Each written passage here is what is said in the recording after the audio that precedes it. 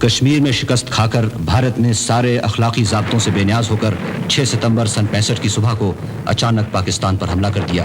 اس حملے کا نشانہ لاہور کو بنایا گیا ہے. اسی لمحے صدر مملکت اور سپریم کمانڈر فیلڈ مارشل محمد ایوب خان عوام کے نام پیغام نشر کرتے ہیں. I am speaking to you tonight under the threat of war in Kashmir, which is being forced on us by India. صدر محترم کہتے ہیں پاکستان کے 10 کروڑ عوام کے لیے آزمائش کا وقت آ گیا ہے. آج صبح ہندوستانی فوج نے لاہور پر حملہ کر دیا ہے.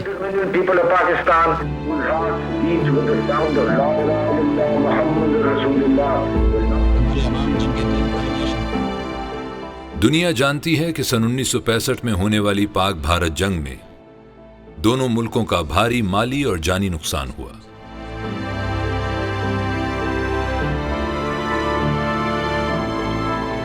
لیکن بہت کم لوگ یہ بات جانتے ہیں کہ سن 1965 کی جنگ کے دوران ایک سازش ایسی بھی ہوئی تھی جس کے اثرات 6 سال بعد 1971 سقوط ڈھاکہ میں رونما ہوئے.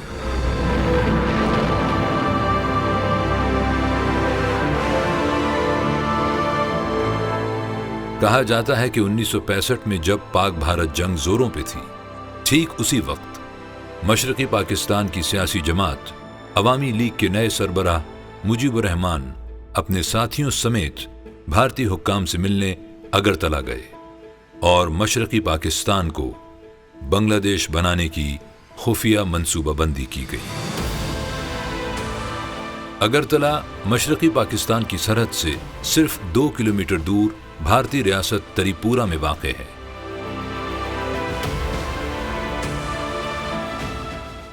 جنگ بندی کے 2 سال بعد پاکستان کی خفیہ ایجنسی ISI نے اس ملاقات کے بارے میں اہم انکشافات کیے اور اپنی تفصیلی رپورٹ پاکستان کی مرکزی حکومت کو پیش کر دی. 1000 سے زائد مشکوک افراد سے مزید تفتیش کرنے کے بعد حکومت وقت نے اس کیس کو آگے بڑھانے کا اصولی فیصلہ کر لیا. یہ کیس اس قدر سنگین نوعیت کا ہوتا جا رہا تھا کہ حکومت کو باضابطہ طور پر کیس فائل کرنے میں تقریباً 1 سال کا عرصہ لگ گیا. اس کیس میں مشرقی پاکستان کی سیاسی شخصیات، سول افسران، فضائیہ، بحریہ اور بری فوج کے افسران شامل تھے. عوامی لیگ کے سربراہ شیخ مجیب الرحمان، جو پہلے ہی اپنے 6 نکات کی وجہ سے پولیس کی حراست میں تھے، انہیں 18 جنوری 1968 کو اگرتلہ سازش کیس کا مرکزی ملزم نامزد کر کے مزید 35 افراد کے ساتھ گرفتار کر لیا گیا اور مارشل لا ایکٹ کے تحت ڈھاکہ کینٹونمنٹ بھیج دیا گیا.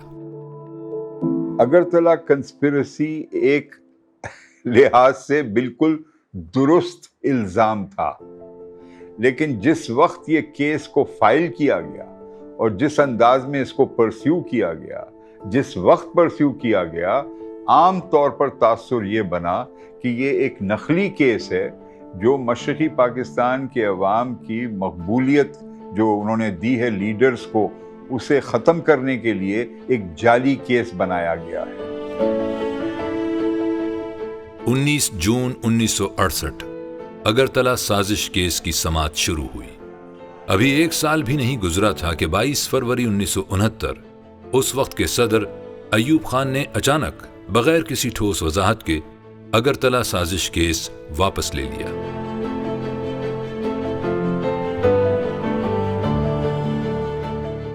شیخ مجیب الرحمان سمیت تمام افراد کو رہا کر دیا گیا. کہا جاتا ہے کہ اگرتلہ سازش کیس کے خلاف ملک بھر میں کیے گئے مظاہروں کے پریشر میں آ کر ایوب خان نے کیس واپس لے لیا تھا. لیکن ایوب خان کے کیس واپس لینے کی اصل وجہ کیا تھی، اس پر کوئی حتمی بیان نہیں دیا جا سکتا. کئی سال بعد بنگلہ دیش کے پارلیمنٹ میں اٹھ کر ایک شخص نے تسلیم کیا کہ یہ درست تھا کہ اس وقت ہم گئے تھے اگرتلہ، اور اگرتلہ میں ہم نے خفیہ طور پر انڈیا کے کچھ افسران سے ملاقاتیں کی. 40 سال بعد شیخ مجیب الرحمان کے قریبی ساتھی اور اگرتلہ سازش کیس میں نامزد colonel retired Shaukat Ali deputy speaker parliament نے بنگلہ دیش کی اسمبلی میں پوری دنیا کے سامنے اعتراف کیا اگرتلا سازش کیس میں جو بھی الزامات لگائے گئے وہ جھوٹ نہیں تھے۔ آج بنگلہ دیش کے شہر ڈھاکہ میں شیخ مجیب اگرتلا میموریل میوزیم واقع ہے۔ اس میوزیم کو بنگلہ دیش حکومت کی طرف سے اگرتلا سازش کیس کی یادگار کے طور پر قائم کیا گیا ہے۔ اس میوزیم میں شیخ مجیب الرحمان سمیت ان 35 افراد کی تصاویر لگائی گئی ہیں جنہیں اگرتلا سازش کیس میں مرکزی ملزم قرار دے کر مقدمہ چلایا گیا تھا۔